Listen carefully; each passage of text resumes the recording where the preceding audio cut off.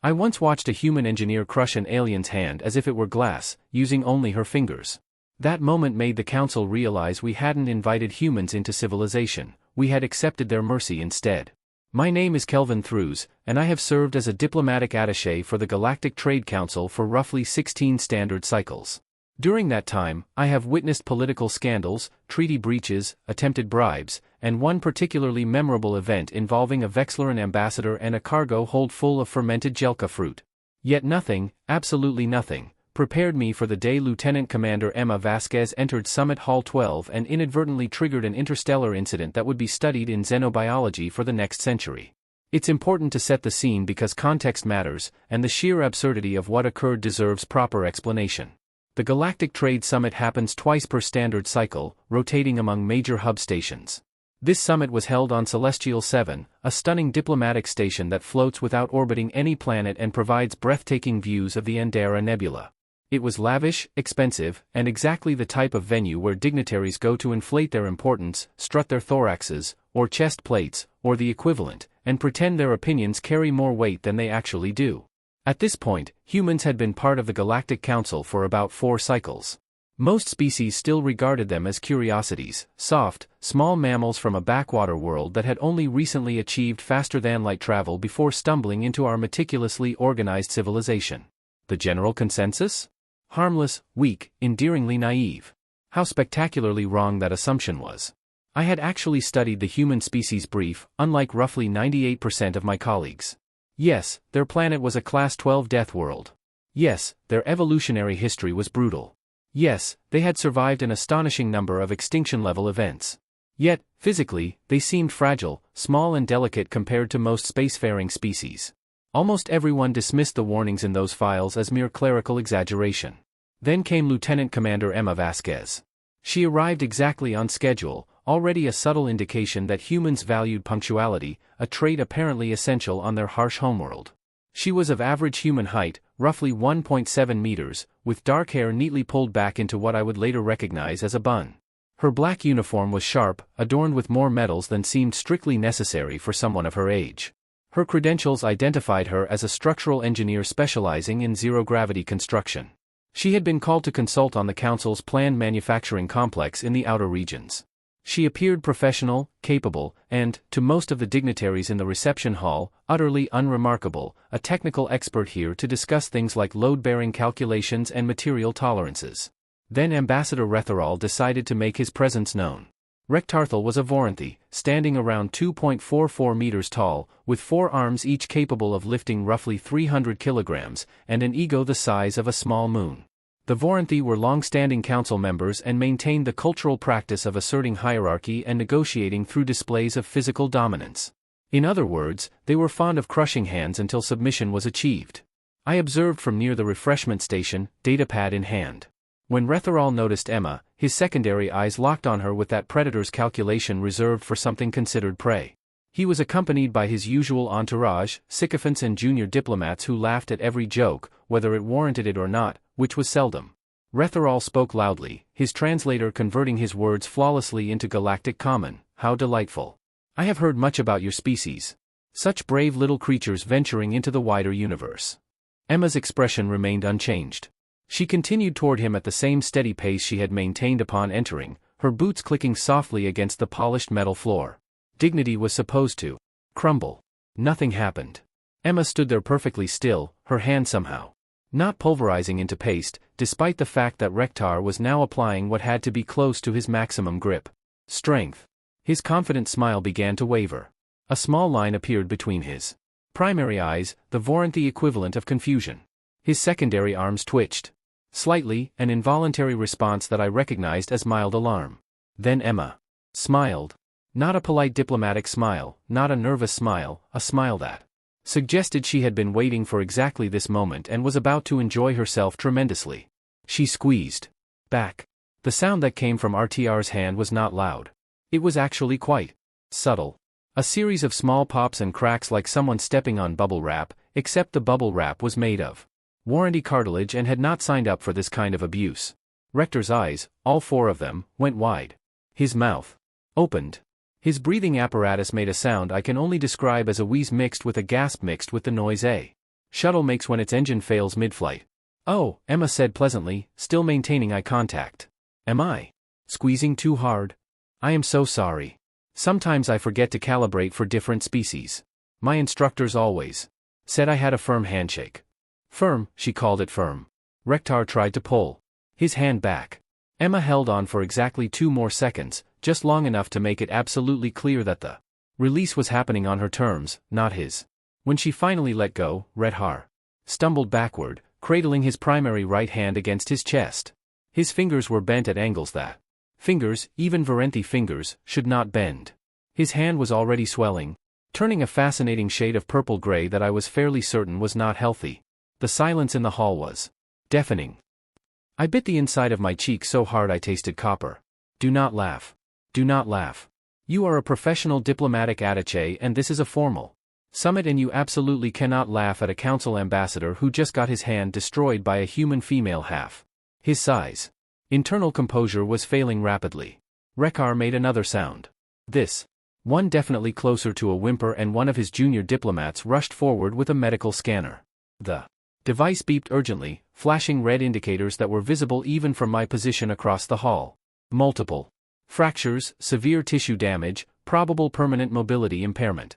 From a handshake, a Thesian trade minister near me made a sound like air escaping from a punctured bladder. A Solarite delegate's bioluminescent patches flickered in what I recognized as extreme shock. The Ntherian ambassador, who had 3 separate doctorates in xenobiology, pulled out her data pad and began frantically scrolling through what I assumed was the human species file that nobody had properly read. Emma, for her part, looked mildly concerned. She stopped precisely 1.5 meters away, keeping a proper diplomatic distance, and offered a polite smile that didn't quite reach her eyes. Ambassador Thursday, she said, her voice steady and professional, it is an honor to meet you. I have studied Venti contributions to interstellar trade law extensively. She was composed, respectful, informed, and entirely appropriate. Any reasonable person would have accepted the compliment, exchanged a few polite words, and continued with their day. But Rektar Thursday was not reasonable. Come now, he said, extending his primary right hand. Let us greet each other properly. I insist. The hall grew quiet, not completely silent, but filled with that tense stillness that signals drama is near, like the approach of a meteor. Many species recognized what was unfolding. The Voranthi's crushing handshake was infamous, a dominance display disguised as tradition. Rektar was especially known for using it to intimidate those he considered inferior. I should note here that I liked humans. I had worked with 3 of them in the previous cycle. They were consistently polite, unexpectedly humorous, and utterly oblivious to political maneuvering by other species. Their combination of optimism and stubbornness was both charming and occasionally frustrating. So when I saw Emma step forward to offer her hand to Rektar's waiting grip, I felt a pang of concern. Poor, naive human. She should have been warned. The real twist, someone had warned her. She simply did not care. Emma Vasquez placed her hand in Ambassador Rektar Thal's primary right hand with casual confidence, as if lifting a coffee cup. No hesitation, no fear, just a direct, businesslike gesture that suggested she had no idea what was coming. Except she did. Rektar's 3-fingered grip closed around her hand like a mechanical press. His arm muscles tensed under the formal robes. For centuries of Voranthi genetic strength focused into what he expected to be a brief lesson for this small mammal. His secondary eyes gleamed with satisfaction. His entourage leaned in, anticipating the inevitable gasp or sign of submission from the human. Emma's expression remained neutral. Rektar pressed harder. From personal experience, I had endured a milder version of this ritual. I knew most species would have cried out by now. The Voranthi could generate force surpassing most industrial machinery. Bones were expected to creak. Joints were expected to protest. Should I call medical services? She asked, her tone genuinely helpful. I really am sorry. On Earth, we have a saying about not starting something you can't finish. I assumed Ambassador Thursday understood human grip strength. She assumed he assumed. 2 medical technicians arrived with a hover stretcher, their antennae vibrating with professional urgency. They scanned Rektar's hand, exchanged looks that seemed horrified, and began applying a stabilizing foam. Rektar emitted soft, continuous moans, his dignity having left the room roughly 30 seconds earlier. We need to transport him to the medical bay immediately, one technician said, his voice tight. This is a Class 4 traumatic injury, possibly Class 5. How did this happen? The hall turned to Emma. She raised her hand slightly, palms up, in a gesture of innocence. We shook hands, she said simply. The technician's facial tentacles stiffened. You shook hands, he repeated slowly, as if trying to process something impossible. Yes, Emma replied thoughtfully. And his hand looks like it was caught in a cargo compressor. I may have squeezed a little bit. He started it, though. I was just responding appropriately. Appropriate. The woman had reduced a 2.4-meter ambassador's hand to something like crushed gravel, and she called it appropriate. The medical team lifted Redhar onto the stretcher. As they moved him toward the exit, he managed to lift his head and stare at Emma with a mixture of pain, shock, and what I suspected was existential terror. Emma gave him a small, friendly wave with the very hand that had just injured him. After they left, the hall stayed frozen for a few seconds. Then Junior Attaché Mara Kelton, a Solarite from my department, leaned over and whispered, "Did that actually just happen?" "Yes," I whispered back, struggling to suppress laughter. "The human just broke a Venthi ambassador. With her hand. Her bare hand. Mira, if you say yes one more time, I'm joining you in this spiral of disbelief. And we have reports to file." Emma had moved on to the refreshment station, casually inspecting the beverages as if nothing unusual had occurred. She selected something blue and fizzy, sipped it, and nodded approvingly. A Crarian security officer approached cautiously, like someone approaching a dormant explosive. "Lieutenant Commander Vasquez, we need to take a statement regarding the incident." "Of course," Emma said cheerfully. "Happy to help. Should I wait here or come with you?" "Please come with me. And for the record, are you currently armed?" Emma looked at herself, then back at the officer. "Just my hands, I guess." The officer's scales went completely flat. I excused myself to the nearest washroom and spent 3 minutes pressing my face against the cool metal wall, shaking with suppressed laughter as my career flashed before my eyes. Humans, actual Deathworld monsters disguised as friendly diplomats. We were all doomed. 20 minutes later, I found myself in conference room 7 with Emma Vasquez, 3 security officers, my supervisor Director Halls, and a very nervous Galactic Council legal representative, Pix Terrence. Everyone except Emma looked like they just faced death. Emma looked like she was waiting for a mildly boring staff meeting. "Lieutenant Commander Vasquez," Pix began, his voice controlled. "Can you explain in your own words what happened in Summit Hall 12? "Sure," Emma said, leaning back in her chair with a relaxed posture that made everyone else tense up. "Ambassador Thursday initiated a traditional Voranthi greeting ritual meant to establish dominance through grip strength. I responded in kind. He applied pressure, and I applied pressure in return. His skeletal structure could not tolerate the equal force. That is essentially what happened." Pix's mandibles clicked together with visible unease. "You said you responded proportionally." "Yes. And you believe reducing an ambassador's hand to what medical reports describe as crushed gravel qualifies as proportional?" Emma paused, frowning slightly as if considering the question carefully. "Yes. He attempted to injure me, so I demonstrated that I could not be harmed in that way. This aligns with basic primate social behavior. Our evolutionary history is built around such interactions. Also, I restrained myself. I could tell his bones were fragile." The room fell completely silent. "Fragile," Director Halls repeated, his voice rising noticeably. "Yes, sir. Baronite skeletal density is approximately 60% of the human baseline, and their cartilage is significantly weaker than human tendon systems. I estimated his maximum grip strength at around 400 newtons, possibly 450 if he exerted full effort.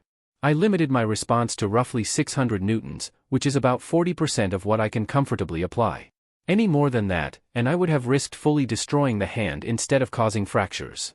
I watched Director Holly's face cycle through several colors not normally present in human pigmentation. 40%, he said quietly, "of your comfortable maximum?" "Yes, sir." "And your actual maximum would be?" Emma tilted her head thoughtfully.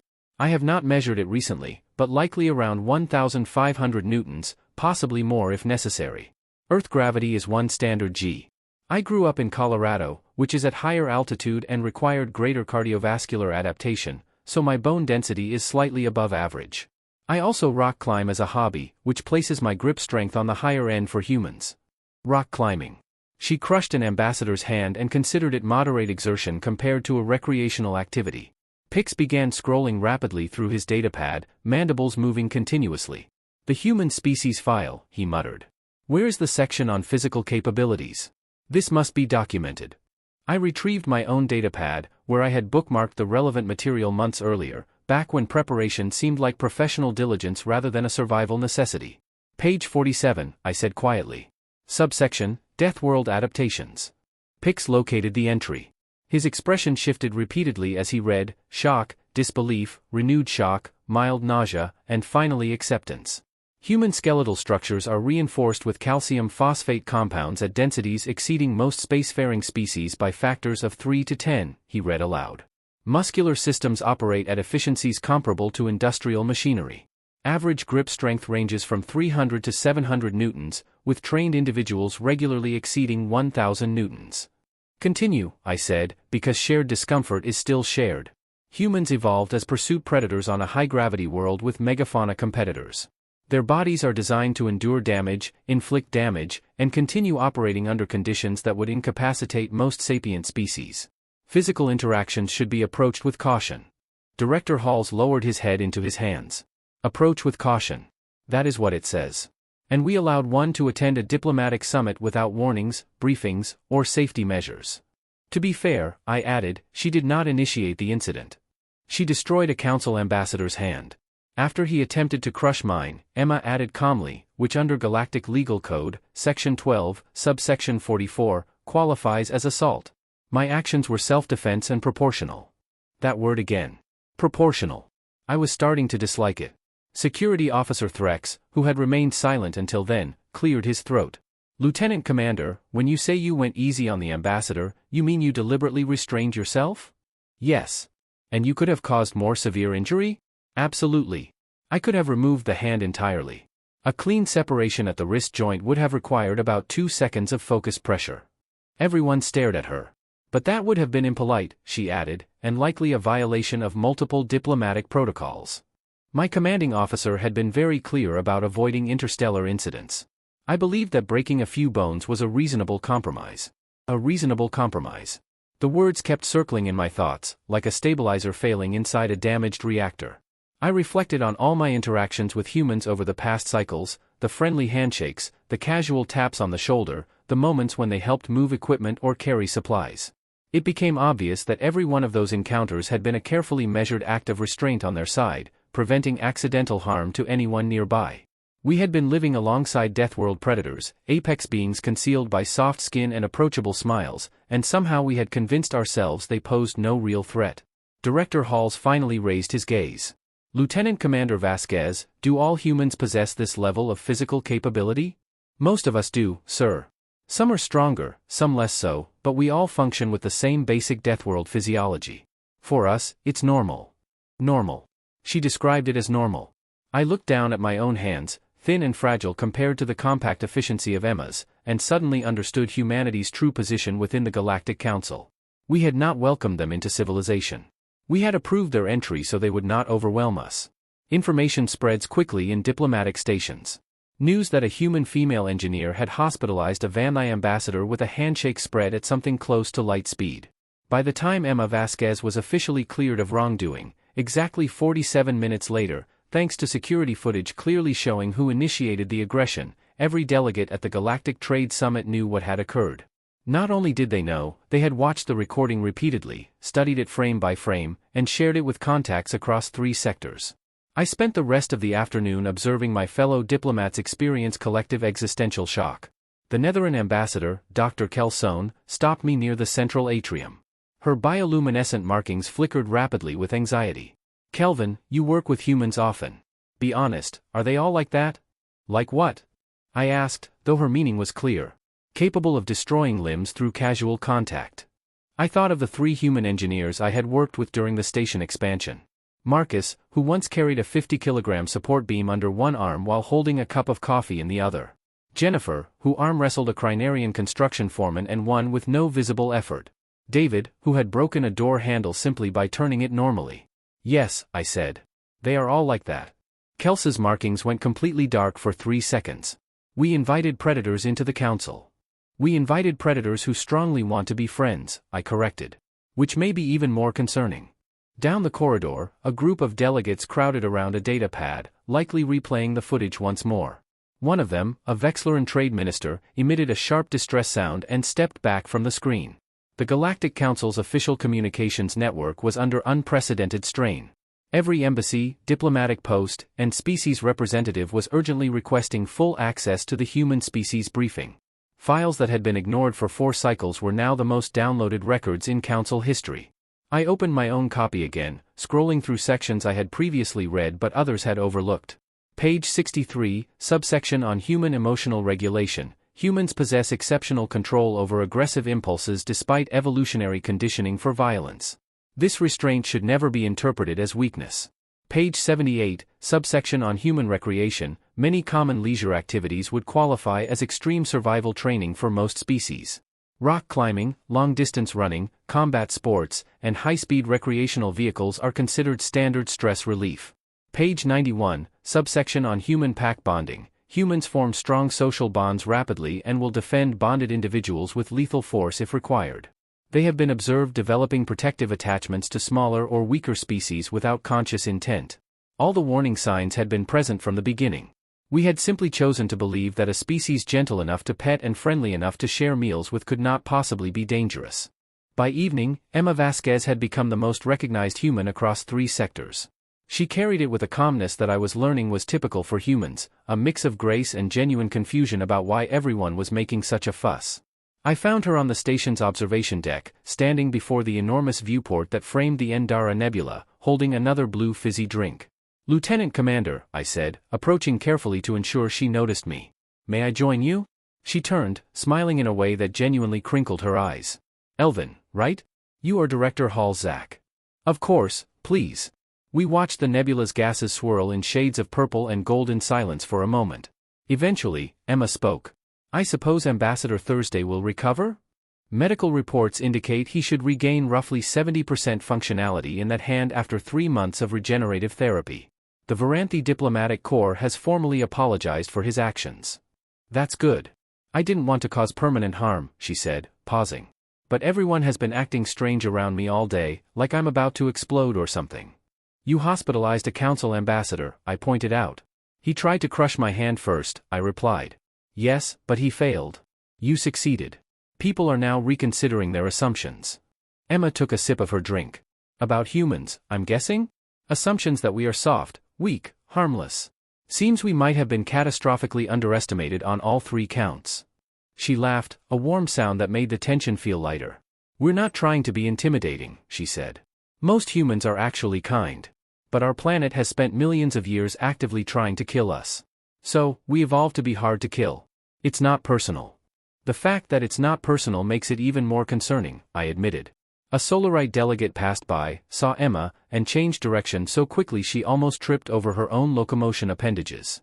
Emma watched her retreat with a bemused expression. "This is getting ridiculous," she said. I shook someone's hand. "I didn't start a war." "You redefined what the Galactic Council considers dangerous," I noted. I mentioned that this could arguably have a greater impact than a war. By the following morning, the diplomatic approach toward human delegations had changed noticeably. Previously, humans had been treated with casual friendliness that bordered on condescension. Now, they were met with careful respect and noticeably more personal space. Handshakes were replaced by verbal greetings, and physical contact was avoided entirely unless the human initiated it first. The human delegation found this amusing. I walked past a conference room where 3 human trade negotiators were betting on how long it would take for a Crinarian ambassador to sit at the same table with them. One of them, a tall man named Robert Chen, noticed me and smiled.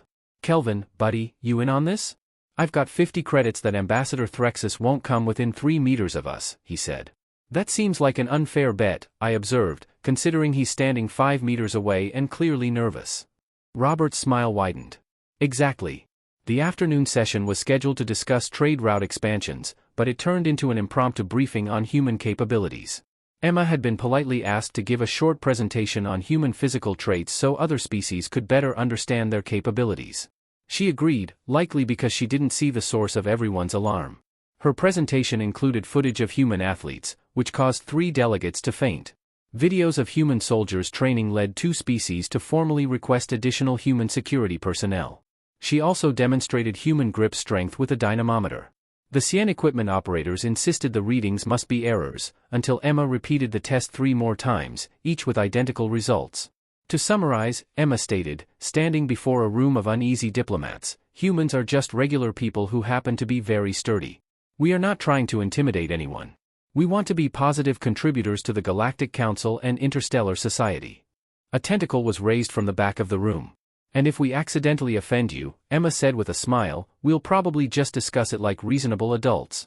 We are not monsters, just difficult to break. The room stayed silent. That was meant to be reassuring, Emma added. It wasn't. Not at all. Yet there was honesty in it, which somehow made it worse. 3 weeks after what became known as the Handshake incident, I was sitting in the station's smaller observation lounge, reviewing diplomatic reports, while trying to ignore the fact that a single human female had completely upended my worldview, and her grip was undeniably effective. Ambassador Redhar Thursday had mostly recovered.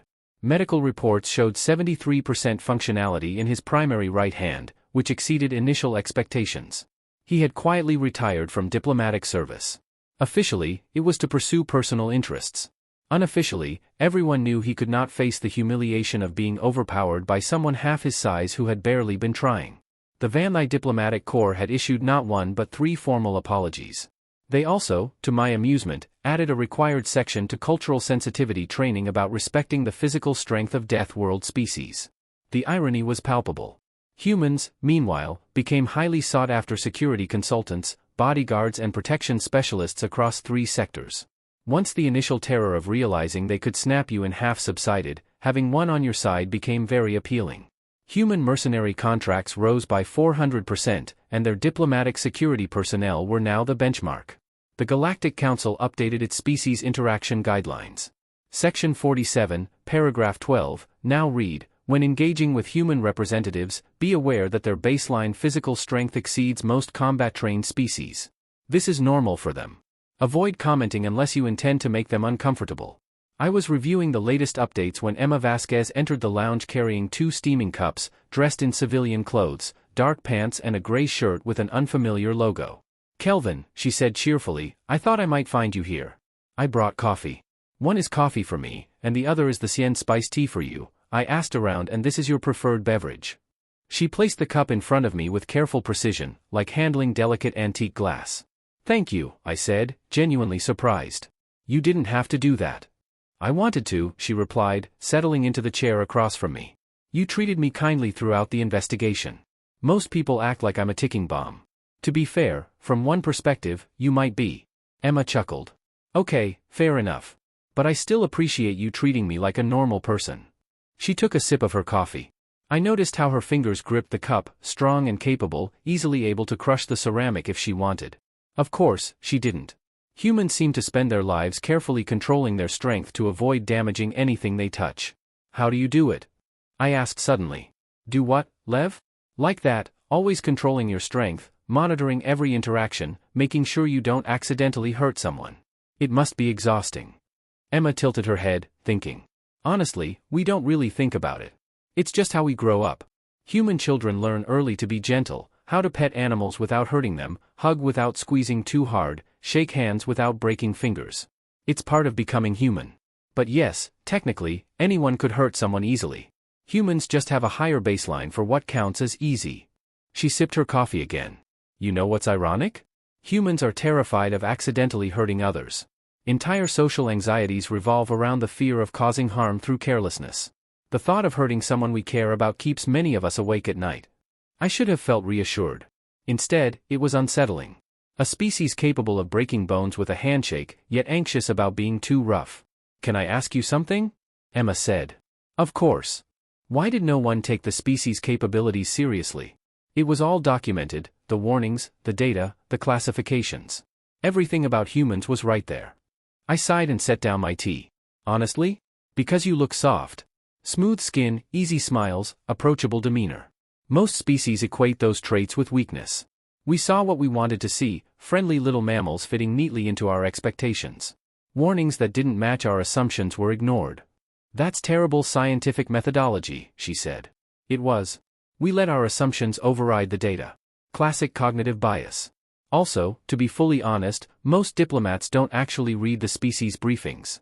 They skim cultural notes and skip the rest. Emma snorted into her coffee. That explains a lot about the last 3 weeks. We remained in quiet for a moment, observing the ships traveling along the space lanes outside the viewport. A cargo vessel floated by, its engines emitting a gentle glow against the dark backdrop. So, what comes next? I asked. You've inadvertently become the most well-known human in the Galactic Council. How does that feel? Weird, Emma admitted. I just wanted to consult on construction projects and maybe see some interesting parts of the galaxy. Instead, I seem to be a walking reminder that humans are scary, which wasn't my intention at all. For what it's worth, I don't think you're scary. Really? Terrifying? Yes. Scary? No. There's a difference. Emma smiled. I'll take it. She finished her coffee and stretched slightly.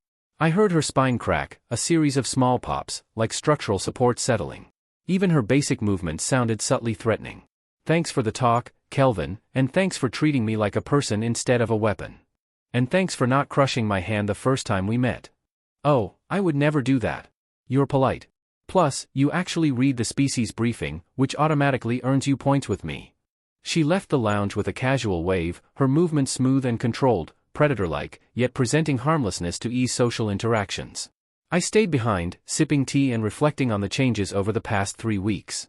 The Galactic Council had spent centuries building a civilization founded on diplomacy, cultural exchange, and the belief that sapient species could be reasonably categorized and understood. Then humans appeared, outwardly soft, friendly, yet incredibly lethal, showing that we had been operating under incomplete assumptions. They weren't trying to intimidate anyone or assert dominance, they were simply being themselves. And what was normal for them looked like a nightmare for us. The unsettling part? Humans were still holding back.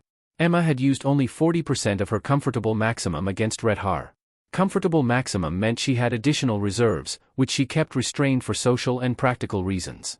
We hadn't just invited apex predators into the council.